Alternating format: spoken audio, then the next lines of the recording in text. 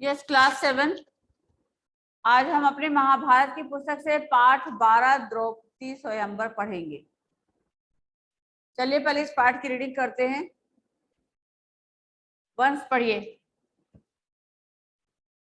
Okay ma'am. पाठ 12 द्रौपदी स्वयंवर।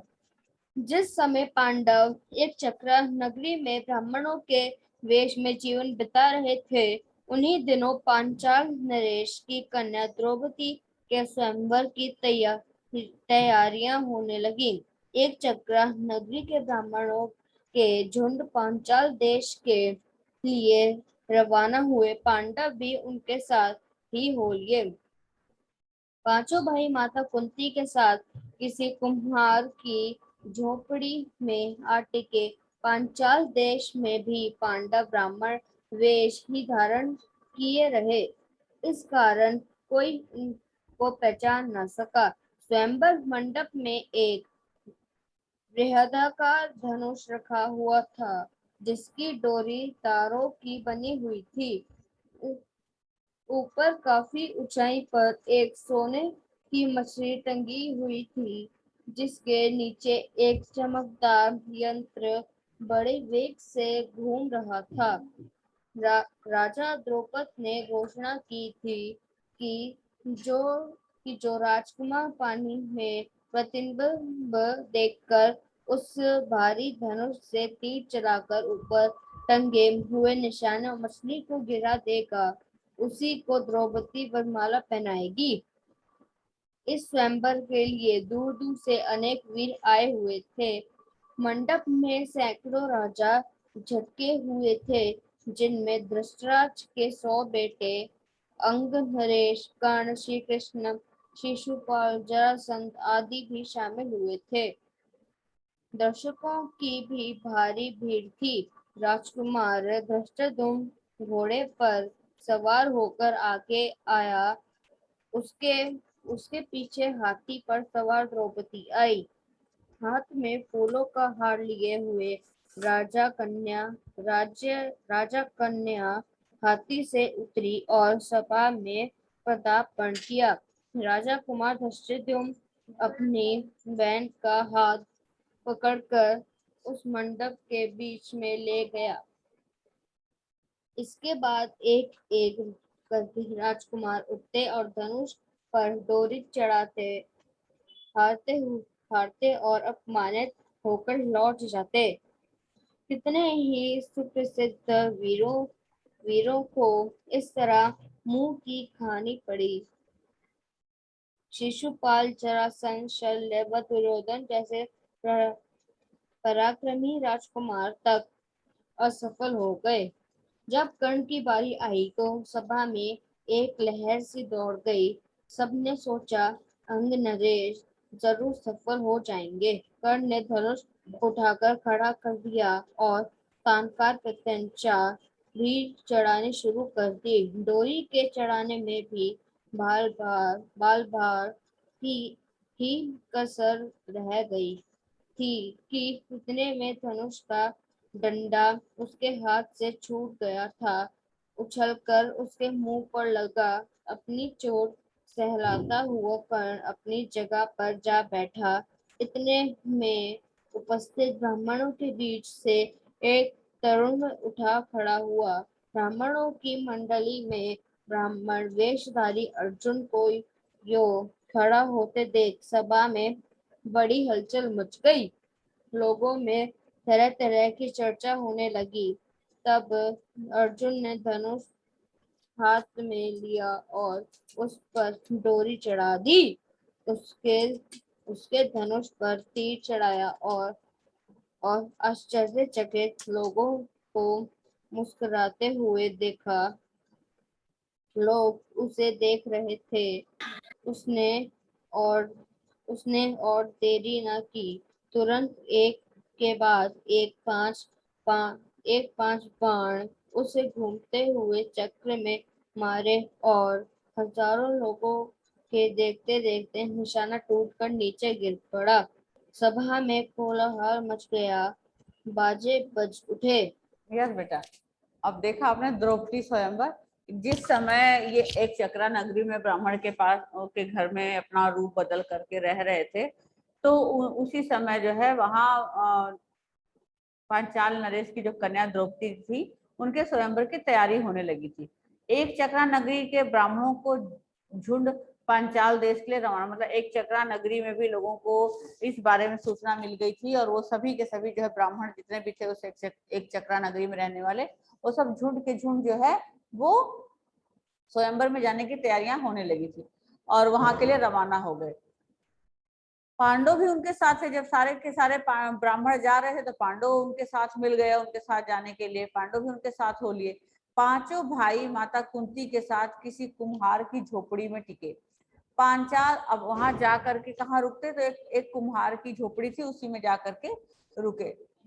पांचाल देश में भी पांडव ब्राह्मण वेश में ही रहे, मतलब जब वहां पांचाल नरेश पहुंच गए तो भी वो क्या था कि अपने रूप में नहीं आए, बल्कि उसी ब्राह्मण रूप में ही रहे। इस कारण कोई उन्हें पहचान ही नहीं पाया कि ये लोग पांचों पांडव हैं। स्वयंवर मंडप में भी बहुत बड़ा से एक बृहदाकार, मतलब बहुत बड़ा धनुष रखा हुआ था, जिसकी डोरी तारों की बनी हुई थी। ऊपर काफी ऊंचाई पर एक सोने की मछली टंगी हुई थी। उसके नीचे एक चमकदार यंत्र बड़े वेग से घूम रहा था। नीचे जो है ऊपर मछली टंगी थी और नीचे एक चमकदार यंत्र था जो कि बहुत तेजी से घूम रहा था। राजा द्रुपद ने घोषणा की थी कि जो भी राजकुमार इस घूमती हुई प्रतिबिंब मतलब पानी में बिंब को देखकर उस ऊपर मछली से मछली की आंख में जो है तीर धनुष तीर से चलाकर उसके निशाने लगाएगा, यानी मछली को नीचे गिरा देगा, उसी से द्रौपदी का विवाह होगा, यानी कि द्रौपदी उसी को अपना वरमाला पहनाएगी। इस स्वयंवर के लिए दूर दूर से अनेक वीर आए हुए थे। सैकड़ों राजा इकट्ठा हुए थे, जिसमें धृतराष्ट्र के 100 बेटे, मतलब हस्तिनापुर के जो धृतराष्ट्र के बेटे थे कौरव, वो भी अपने सारे 100 बेटे, अपने अंग नरेश, कर्ण, कृष्ण, शिशुपाल, जरासंध आदि भी शामिल हुए थे। दर्शकों की भी भारी भीड़ थी, देखने वालों की भी भीड़ थी, दर्शक मतलब देखने वालों की भी भीड़ थी। राजकुमार दृष्टिदुम्न कौन थे? पांचाली के भाई। घोड़े पर सवार होकर आगे आया, उसके पीछे हाथी पर सवार द्रौपदी आई, हाथ में फूलों का हार लिए हुए थी। राजकन्या हाथी से उतरी और सभा में पदार्पण किया, मतलब वहां से जो द्रौपदी थी वो हाथी पर से उतर करके वो सभा में जा के लिए पहुंची। राजकुमार दृष्टिदुम्न अपनी बहन का हाथ पकड़कर उसे मंडप के बीच में ले गए, मतलब द्रौपदी को उठा अपने हाथ से पकड़कर वहां पर ले गए। इसके बाद एक एक करके राजकुमार उठते और धनुष पर डोरी चढ़ाने की कोशिश करते और हार करके अपमानित सा महसूस करके लौट जाते और अपनी जगह बैठ जाते। कितने ही सुप्रसिद्ध वीरों को इस तरह की मुंह की खानी पड़ी, यानी कितने ही जो वीर बैठे थे राजा बन करके, वो सब किसी से भी उस धनुष के ऊपर डोरी नहीं चढ़ पा रही थी। दुर्योधन, शिशुपाल, जरासंध, शैल्य व दुर्योधन जैसे पराक्रमी राजकुमार तक असफल हो गए, मतलब ऐसे ऐसे जो योद्धा थे वो सब असफल हो गए। जब कर्ण की बारी आई तो सभा में एक लहर दौड़ गई कि कर्ण तो बहुत ही वीर हैं, योद्धा हैं, इनसे तो ये धनुष पर जो है तीर प्रत्यंचा चढ़ ही जाएगा। इसलिए सब में बड़ा ही हलचल सी दौड़ गई। सबने सोचा कि अंगनरेश तो जरूर सफल हो जाएंगे। कर्ण ने धनुष उठाकर खड़ा किया और तान का प्रत्यंचा भी चढ़ाना शुरू कर दी। डोरी के चढ़ाने में अभी थोड़ा सा ही समय, बाल भर ही कसर रह गई थी, थोड़ी सी, कि इतने में धनुष का डंडा उनके हाथ से छूटकर गिर गया तथा उछलकर उनके मुंह पर ही लगा। डंडा ऐसे नीचे गिरा और वो मुंह पर उन्हीं के खुद के लग गया। अपनी चोट सहलाते हुए कर्ण अब अपनी जगह जाकर बैठ गए। फिर इतने में उपस्थित ब्राह्मणों के बीच में एक तरुण उठ खड़ा हुआ, मतलब कि जब देखा कि सारे जो राजा क्षत्रिय थे उन सब लोगों ने कोशिश कर ली और सब किसी से भी धनुष के ऊपर प्रत्यंचा नहीं चढ़ पाया, और आखिर में कर्ण भी जब हार मान के बैठ गए, तब क्या हुआ, जो ब्राह्मणों के बीच में पांचों पांडव बैठे हुए थे उनमें से अर्जुन जो है वो उठ खड़े हुए और उनको देख करके कि ब्राह्मणों का तीर धनुष चलाना तो बड़ी कठिन बात है, और ये ब्राह्मण होकर के तीर धनुष पर प्रत्यंचा चढ़ाने के लिए, तो सबके बीच में बड़ी हलचल सी मच गई। लोगों में तरह तरह की बातें होने लगी, चर्चा होने लगी, मतलब बातें होने लगी। तब अर्जुन ने धनुष हाथ में लिया। उन्होंने सोचा कि फटाफट धनुष हाथ में लिया और उस पर डोरी चढ़ा दी। मतलब जब तक अभी लोग सोच रहे हैं, बात कर रहे हैं, तब तक उन्होंने फटाफट ये काम कर दिया और उसने धनुष पर तीर चढ़ाया। और आश्चर्यचकित लोगों को मुस्कुराते हुए देख रहे थे, मतलब सब लोग जो है कि अरे वाह, एक ब्राह्मण बालक ने क्षत्रियों वाले काम कर दिए। सब लोग मुस्कुराते हुए देखा, लोग उसे ही देख रहे थे। उसने और देरी ना करी, मतलब करके उसने सोचा कि अब अगर मैं देर करूंगा और लोगों को पता चल जाएगा, इससे अच्छा है कि मैं अपना काम तुरंत कर लूं। उसने क्या किया, अर्जुन ने तुरंत एक के बाद एक 5 बाण उस घूमते हुए चक्र में मछली पर मारे, मतलब उस पर मारे, और हजारों लोगों के देखते देखते निशाना टूटकर नीचे गिर पड़ा। सभा में कोलाहल मच गया, बाजे बजने लगे, क्योंकि अब तो जो उन्होंने स्वयंवर की शर्त रखी थी वो पूरी हो गई थी। उस समय राजकुमारी द्रौपदी की शोभा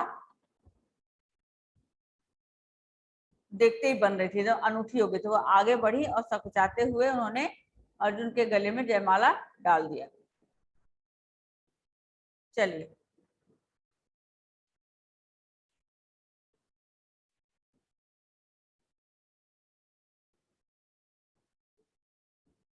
यहाँ से पढ़िए, रीड करिए। मम्मी आए माही। हाँ, माही बोलो। Okay ma'am. उस समय राजकुमारी द्रौपदी की शोभा कुछ अनूठी हो गई। वह आगे बढ़ी और सकुचाते हुए लेकिन प्रसन्नता पूर्वक ब्राह्मण वेश में खड़े अर्जुन को वरमाला पहना दी। माता को यह समाचार सुनाने के लिए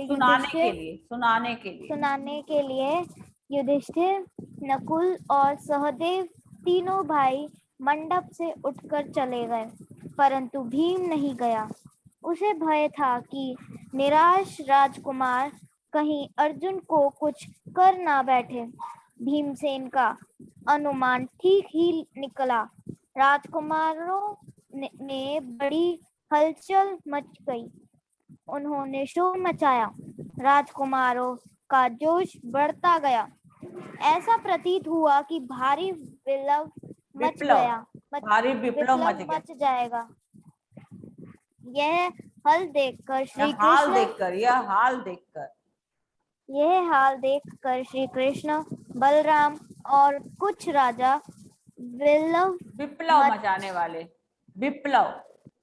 विप्लव मचाने वाले राजकुमारों को समझाने लगे। वह समझाते रहे और इस बीच भीम और अर्जुन द्रौपदी को साथ लेकर कुम्हार की कुटिया की ओर चल दिए। जब भीम और अर्जुन द्रौपदी को साथ लेकर सभा से जाने लगे तो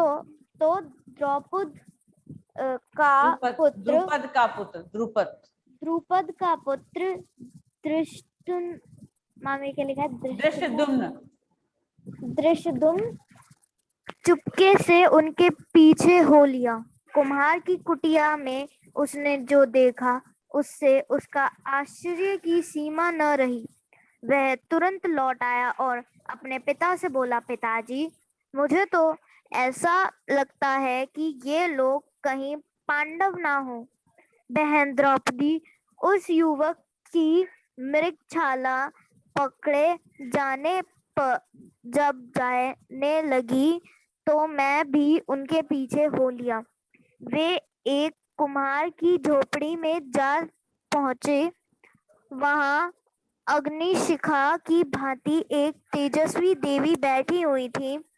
वहां जो बातें हुई उनसे मुझे विश्वास हो गया कि वह कुंती देवी ही होनी चाहिए। तब राजा द्रुपद के बुलावा भेजने पर पांचों भाई माता कुंती और द्रौपदी को साथ लेकर राजभवन पहुंचे। युधिष्ठिर ने राजा को अपना सही परिचय दे दिया। यह जानकर कि ये पांडव हैं, राजा द्रुपद फूल न समाये। उनकी इच्छा पूरी हुई। महाबाली अर्जुन मेरी बेटी के पति हो गए हैं, तो फिर द्रोणाचार्य की शत्रुता की मुझसे चिंता नहीं रही।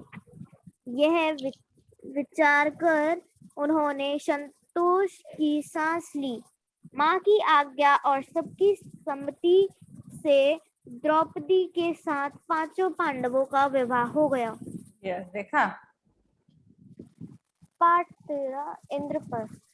यस, अब यहाँ से देखा आपने कि किस तरह से उस समय राजकुमारी द्रौपदी की शोभा कुछ अनूठी हो गई। वह आगे बढ़ी और सब चाहते हुए ब्राह्मणधारी जो अर्जुन थे उनके गले में वरमाला प्रसन्नता पूर्वक पहना दिया। माता को ये समाचार देने के लिए जो है युधिष्ठिर, नकुल और सहदेव जो तीनों थे वो तीनों उठकर उस मंडप से चले गए कि अपनी माता कुंती को इसके बारे में बता करके आए। भीम वहां से नहीं गए कि अगर कोई यहाँ पर प्रॉब्लम आएगी और जो दूसरे राजकुमार हैं कहीं अर्जुन के साथ लड़ पड़े तो अर्जुन अकेले ना पड़ जाए, इसलिए भीम जो है वहीं बैठे रहे और उनका सोचना भी बिल्कुल सही निकला। जो राजकुमार बाकी दूसरे राज्य के सब थे वो बड़ी उनके बीच में बड़ी हलचल सी मच गई, उन्होंने शोर मचाया।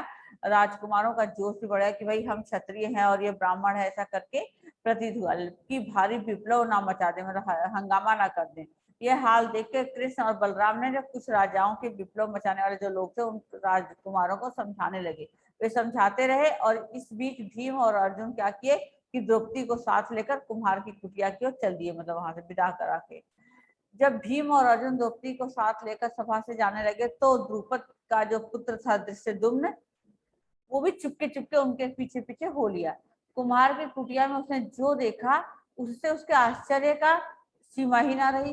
वह तुरंत लौट आया और अपने पिता से बोला, पिताजी मुझे तो ऐसा लगता है कि ये लोग कहीं पांडव ना हो। बहन द्रौपदी उस युवक की मृगशाला पकड़े जब जाने लगी तो मैं भी उसके पीछे पीछे हो लिया था। वे एक कुम्हार की झोपड़ी में जा पहुंचे। वहां अग्नि शिखा की भांति एक तेजस्विनी देवी बैठी थी, यानी कुंती को बता रहे कि कुंती बैठी हुई थी। वहां जो बातें हुई उनसे मुझे विश्वास हो गया कि वह कुंती देवी ही होनी चाहिए। तब राजा द्रुपद के बुलावा भेजने पर पांचों भाई माता कुंती और द्रौपदी को साथ लेकर राजभवन पहुंच गए। युधिष्ठिर ने राजा को अपना परिचय बताया। जो युधिष्ठिर थे उन्होंने राजा द्रुपद को अपना परिचय दिया। यह जानकर कि ये पांडव हैं, राजा द्रुपद तो फूले ना समाये, खुशी का ठिकाना नहीं रहा, क्योंकि उनकी इच्छा पूरी हो गई। उनकी बेटी जो द्रौपदी थी उनको एक अच्छा घर वर मिल गया है ना। उनको लगा कि महाबली अर्जुन मेरी बेटी के पति हो गए।